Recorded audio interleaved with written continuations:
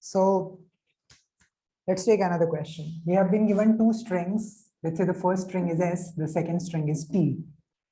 Let's say the first string is R, A, B, B, B, I, T, and the second string is R, A, B, B, I, T. So what we have to do is we have to count number of distinct subsequences of S which equal to T. So we have to find how many distinct subsequences of S are same as T. Do you see a subsequence in S which is same as T? I hope you guys remember what is the meaning of subsequence. Subsequence means subsequence is just like a subset. Pick some characters from here. They need not be contiguous. So I can say what I can do is I can pick this R, this A, this B, this B, this I, this T. And that way I'll get a rabbit. So this is one subsequence. Another subsequence could be I can pick this R, this A, this B, that B, I, T. That is a different subsequence. Why? Because the characters chosen there are different. And then the third choice could be R, A, this B, that B, I, T. So these are the three different. Why different? Because look at them. The choice of characters are different. It's the same B, but the indices of those B's chosen are different, right? So there are three subsequences of S which are same as T. So let's take another example. Let's say your S is A, and T is A. How many subsequences of S is same as T? Yes, 3 is the right answer. You can either take this A, or you can just take this A, or you can just take this A. Hope you understand. Okay, let's take one more example. Yeah. How many subsequences of S is same as T? 4 of them? Yeah, that's right. So you can either take this A, this B, and you'll get AB. Or you can take this A, that B, and you'll get same AB. Or you can take this A, this B, or you can take this A, that B. What if I change it to BA? How many subsequences of that is now same as BA? None of them. Let's talk a little more about it in terms of brute force approach. What can be a simple brute force solution? A simple brute force solution can be, can I generate all the subsequences of a given sequence? If I give you a string, can you generate all the subsequences? Can you do that? You can do that. You have already learned it in recursion. How many of them will be there? If let's say the size of this is M, how many subsequences will be there? 2 power M, right? So you can generate all the 2 power M subsequences and you can match how many of them match with T. And then that will be your answer. Let's say, let's forget about all of these for a moment. This is your string S, that is your string T. What was the output here? How many subsequences of this was same as that? It was 3, right? Okay. If I introduce a new character here, listen to me very carefully. If I introduce a new character here, which is different from this T, let's say I introduce M, will the answer change or will it still remain the same? Think. It won't change at all. Why it won't change? Because just look at them.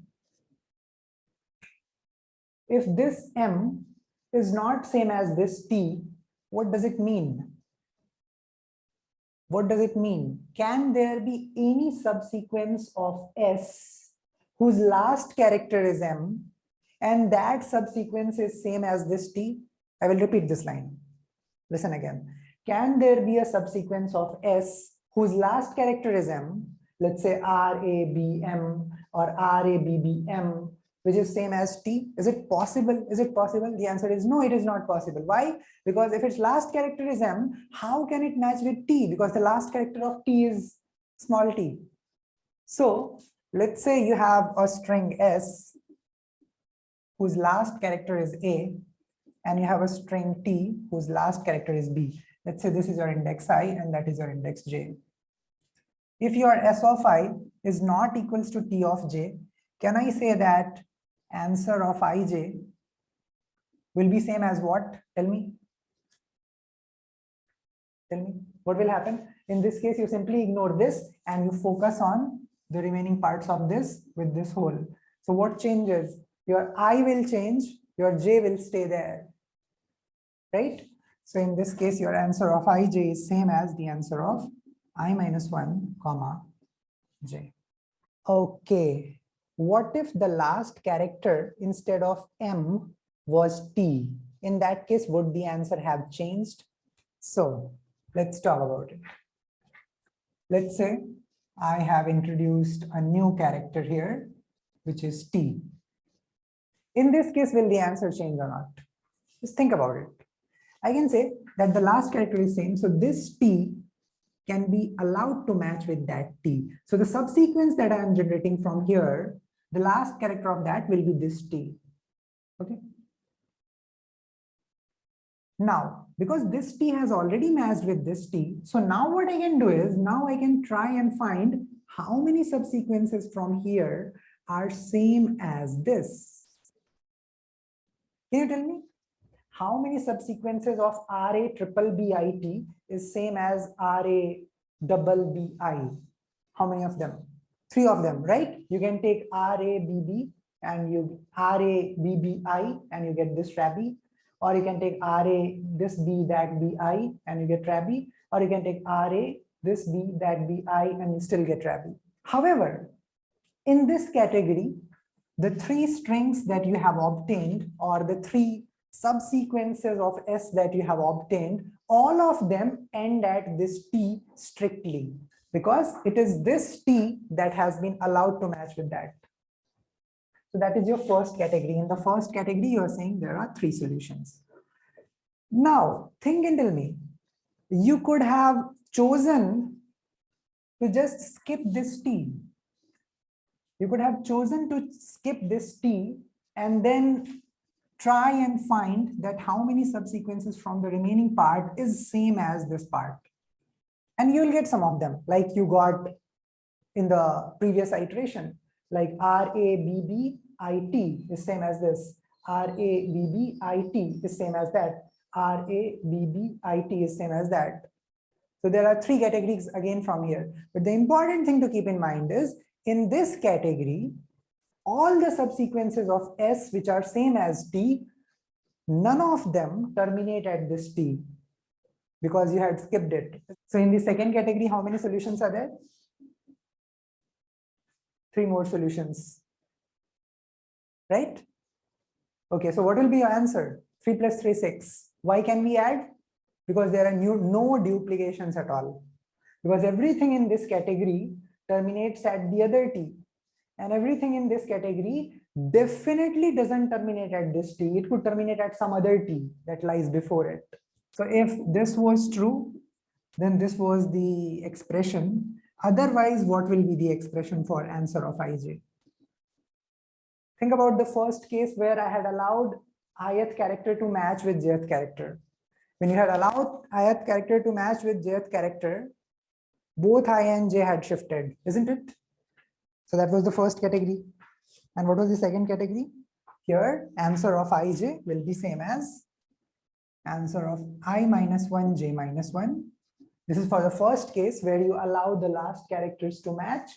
And for the second case, what did you do? You skipped this. You skipped this, but you kept your j there because you did not match this with this. So you have to keep it fixed here. And you just shifted your I in the backward direction. That would be answer of I minus 1 j. That's it.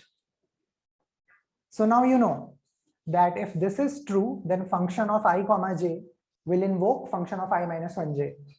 But if you move to the else part, then function of I minus 1 will call function of I minus 1 j minus 1, function of I minus 1 j, and add up the results that it obtains from there.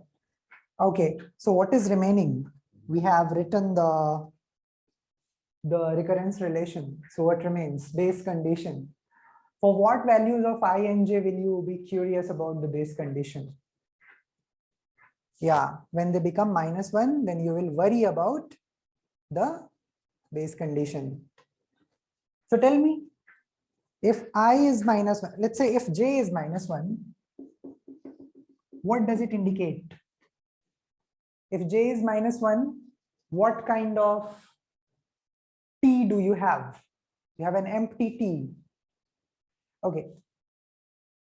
If your t is empty and your s is Loyal, what will be the answer? How many subsequences of S is same as T? 0, 1. Empty subsequence is a sequence of every sequence, just like empty set is a subset of every set. So if your T is empty, no matter what your S is, your answer will always be how much? Your answer will always be 1. So I can say if my j is -1, no matter what my I is, we will always return 1. Does that make sense? Okay, let's move on to the next termination condition. If your I is -1, so see, if you have come to this branch of the code, that means this branch was false. I -1 means that your S is empty. And if you have come to this branch, that means your T was not empty. How many subsequences of an empty string is same as ABC?